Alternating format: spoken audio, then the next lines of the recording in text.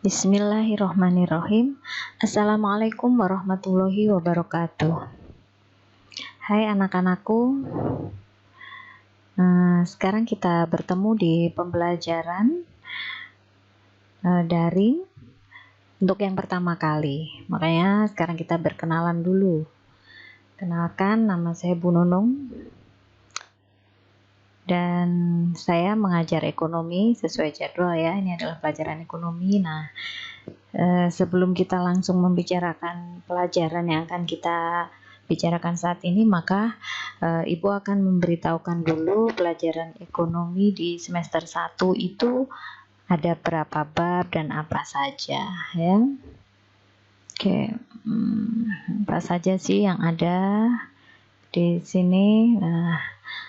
Di semester 1 ini kita akan mempelajari 4 bab, yaitu ada konsep dasar ilmu ekonomi, yang kedua adalah masalah pokok ekonomi dan sistem ekonomi, yang ketiga adalah peran pelaku ekonomi dalam kegiatan ekonomi, bab keempat tentang terbentuknya pasar dan struktur pasar. Yang paling lama nanti kita kayaknya akan di bab 4 ini deh, karena di sini ada ngitung-ngitung dan sebagainya.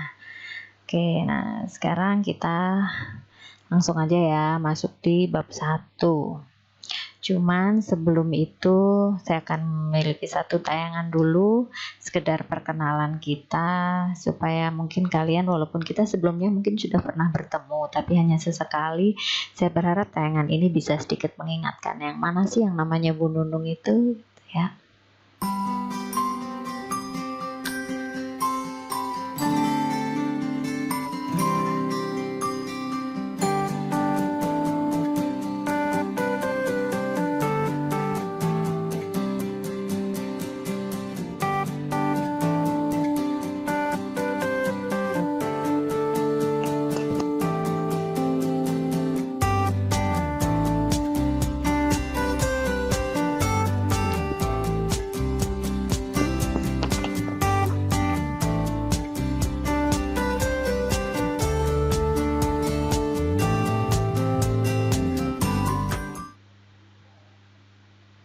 Oke, itu tadi ya, semoga mengingatkan yang mana yang Bu Nunung gitu ya. Nah, itu langsung kita di bab 1 itu ngomongin konsep dasar ilmu ekonomi. Tapi sebelum ke pengertian ekonomi, kita lihat dulu kenapa sih mesti ngomongin ekonomi gitu. Manusia, kita lihatnya sebagai manusia, maka kita lihat manusia adalah sebagai makhluk ekonomi dan makhluk sosial gitu.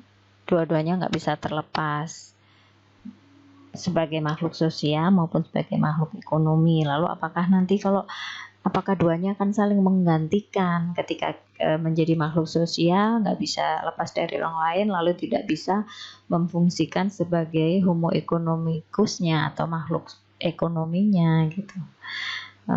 Tapi sebenarnya tidak begitu ya gitu. Kita lihat nih, makhluk ekonomi atau biasa disebut homo economicus itu adalah makhluk yang selalu berusaha untuk dapat memenuhi kebutuhannya secara rasional, kebutuhannya, jadi melakukan kegiatan ekonomi. Kemudian makhluk sosial adalah manusia tidak dapat hidup tanpa orang lain. Jadi untuk mencapai tujuan ekonominya kan bisa dikerjakan bersama-sama dengan manusia lainnya gitu.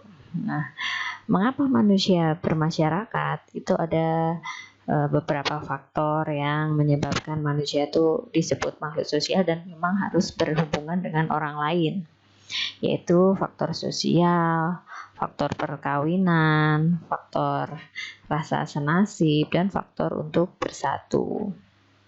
Karena ada ancaman-ancaman dari luar yang diperlukan bersatunya manusia dengan manusia lainnya. Kemudian kalau di makhluk ekonomi yang disebut homo economicus, maka mengapa manusia bekerja? Ya karena untuk memenuhi kebutuhan tadi, jadi melakukan kegiatan ekonominya kan, makanya bekerja. Mengapa? Gitu. Karena manusia mengenal kebutuhan dan keinginan. Penyebab lainnya adalah jumlah alat pemuas kebutuhan yang terbatas dibanding dengan kebutuhan manusia yang terus bertambah.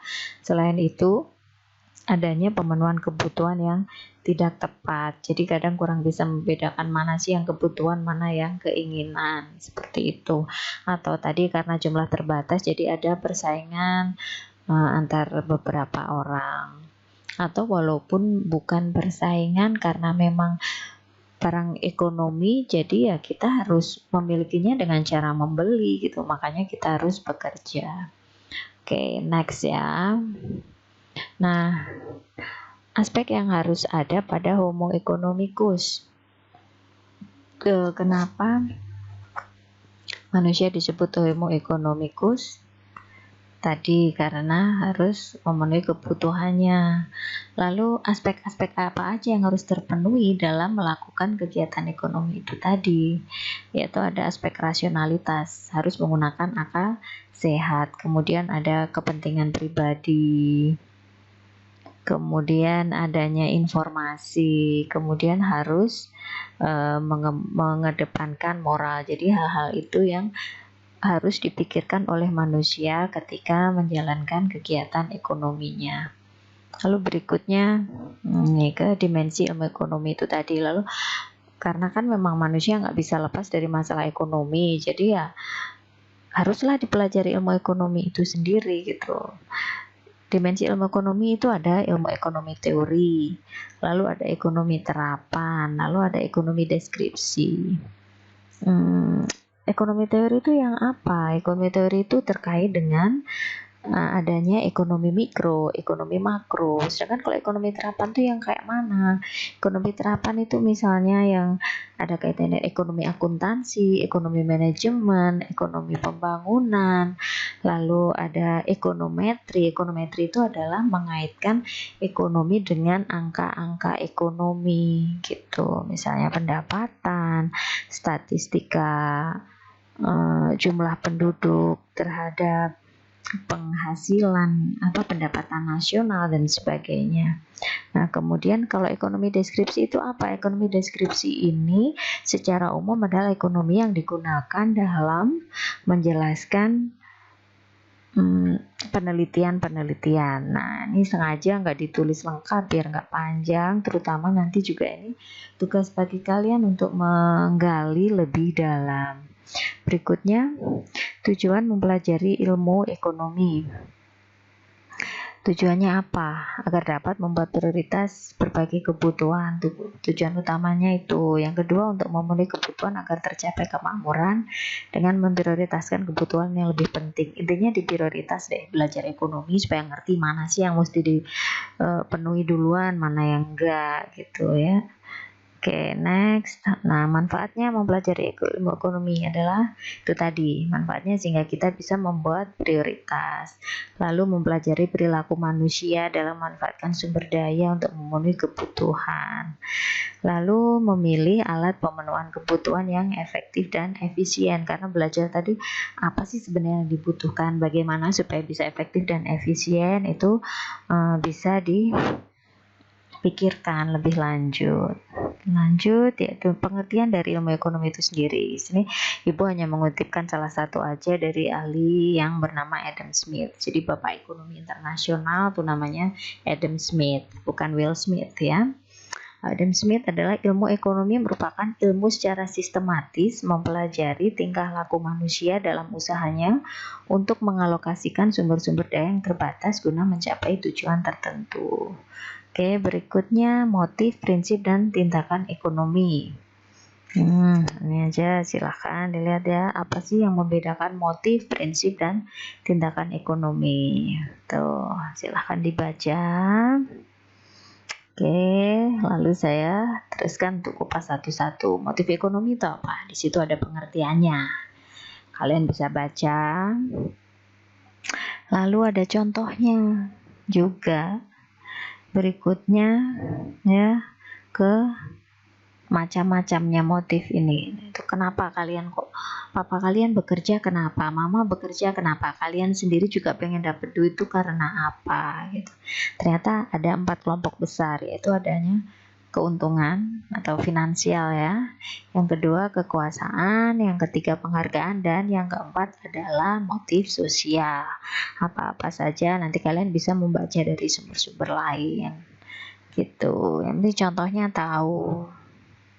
Oke, lanjut kita ke prinsip ekonomi. Nah, kalau prinsip ekonomi ini apa?